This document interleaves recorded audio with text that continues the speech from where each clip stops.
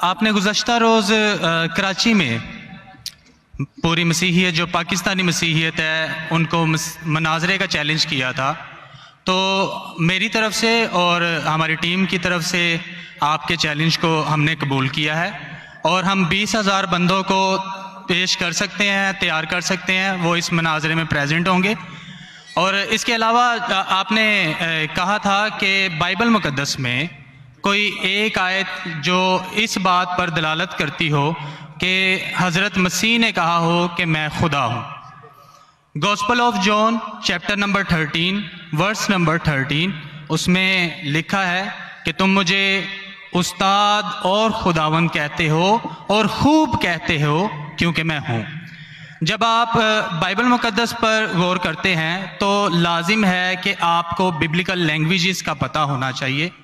यहाँ पे जो खुदावंद के लिए लफ्ज़ इस्तेमाल किया गया है वो कुरियोस है, और कुरियोस जो के साथ जब भी आर्टिकल का इस्तेमाल किया जाता है तो ये खुदा के मायने देता है। तो मसीह जब अपने बारे में गॉस्पेल ऑफ जॉन में ये बात करते हैं तो वो खुदा होने की तरफ इशारा कर रहे हैं कि मैं खुदा हूँ। इसके अलावा gospel of Matthew chapter number 21 और उसकी आयत नंबर 3 उसमें लिखा है कि अगर कोई तुमसे पूछे कि तुम ये क्यों करते हो तो तुम उनसे कहना कि खुदावंद को इसकी ज़रूरत है। तो यहाँ पर भी यीशु जो हैं अपने आप को कुरियोस आर्टिकल के साथ खुदा कह रहे हैं।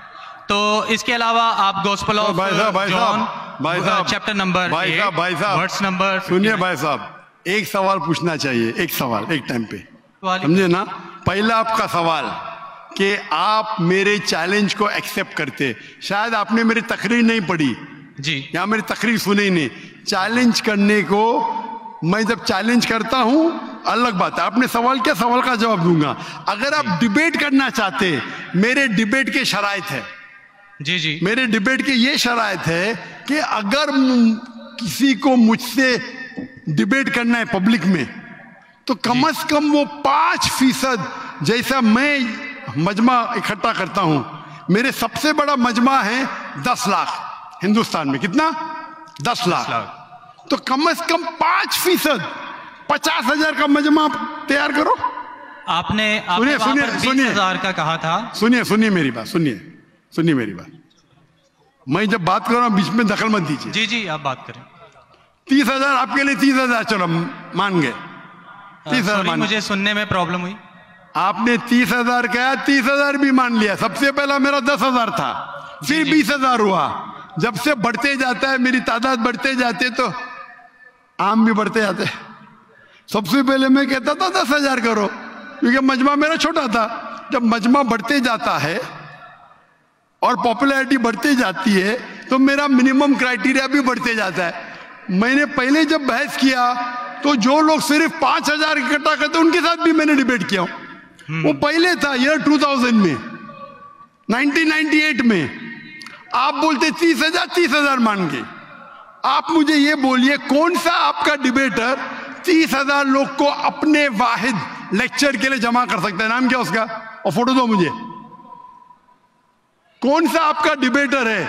मैं जानता हूं दुनिया में सैकड़ों क्रिश्चियन हैं जो लाख से ज्यादा इकट्ठा कर सकते हैं। बेनी हिन, मॉरिस सिरेलो, जिमी स्वैगट, ये सब नाम है।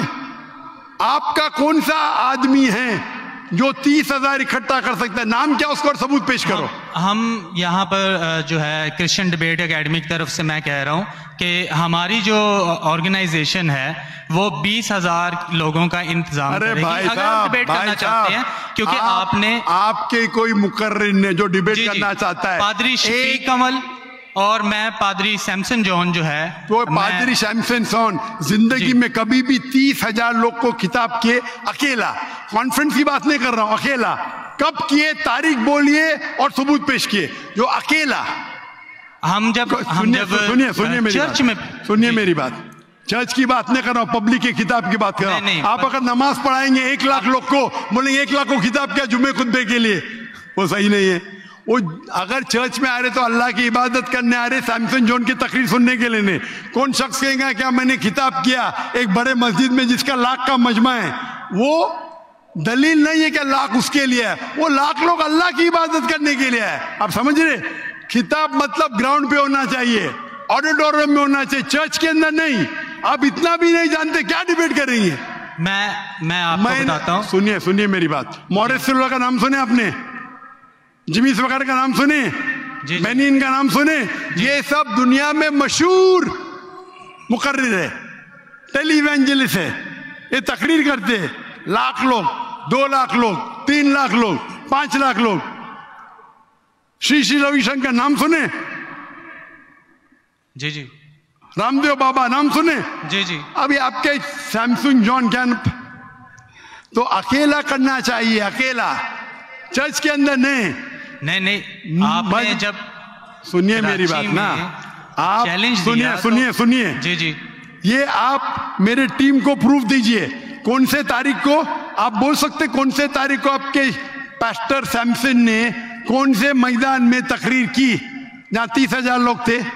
आप बोल सकते? मैं हाँ के नहीं?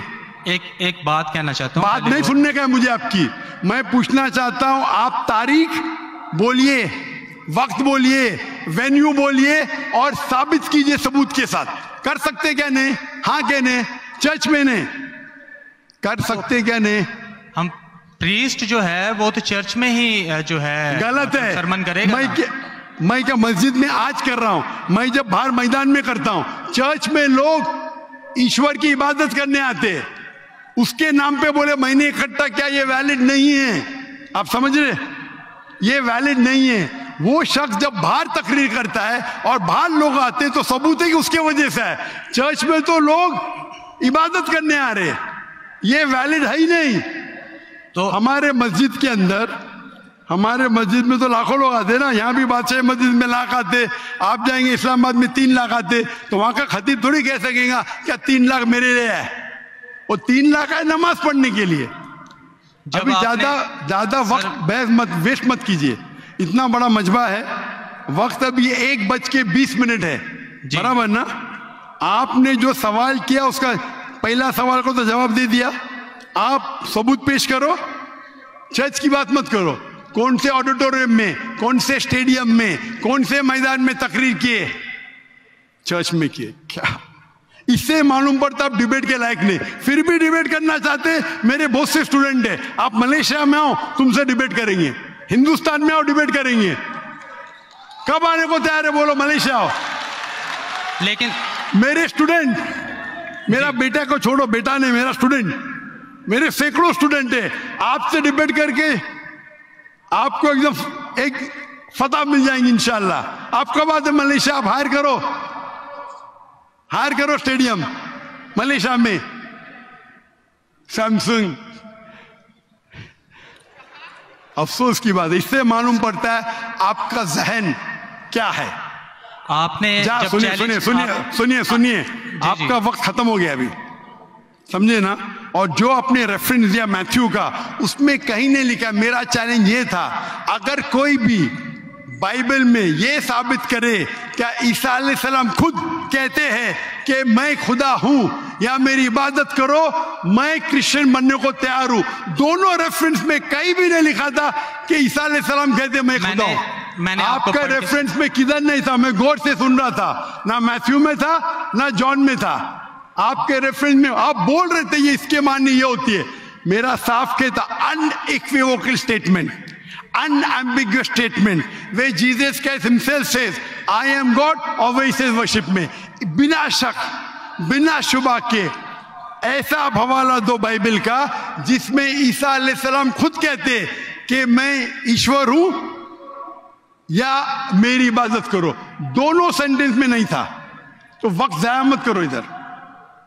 Can we have the next question?